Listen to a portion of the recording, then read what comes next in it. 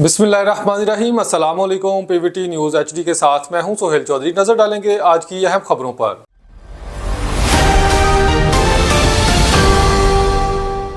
नाजरीन, अब रुख करते हैं सखर का, जहां पर सखर यूनियन ऑफ जर्नलिस्ट की जानिब से सीओ सबको एजाज चन्ना के खिलाफ एहतजाजी मुजाहरा किया गया। सहाफ़ी मलोक बलोच के खिलाफ यके बाद दीगरे 4 मुकदमा दर्ज करवाने के खिलाफ एहतजाज किया गया। एहतजाज Pakistan federal union of journalist के मरकजी रहनमा इमदाद पलपोटो और सखर यूनियन ऑफ जर्नलिस्ट के सदर परवेज़ खान की सरबराही में निकाला गया।